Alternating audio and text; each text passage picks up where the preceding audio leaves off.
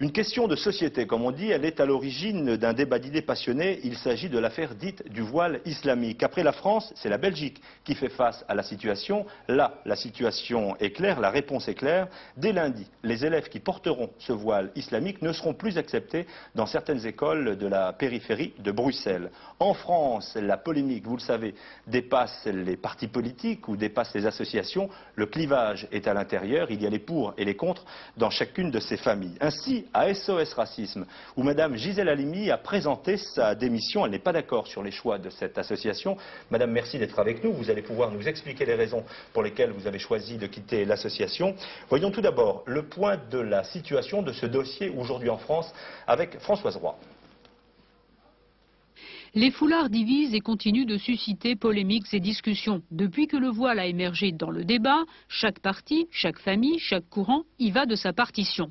À gauche, on est pour le tchador à l'école. Danielle Mitterrand a donné le ton, elle approuve. Elle est suivie par Lionel Jospin, Michel Rocard et Pierre Méneri.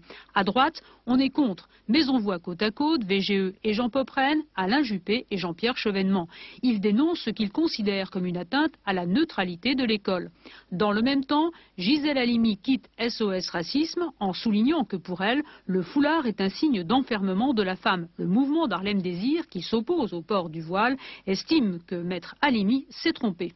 Je crois que Gisèle Halimi se trompe. Je crois que ce n'est pas en prenant comme bouc émissaire ces jeunes filles qu'on fera avancer leur émancipation, qu'on fera avancer leur intégration en France.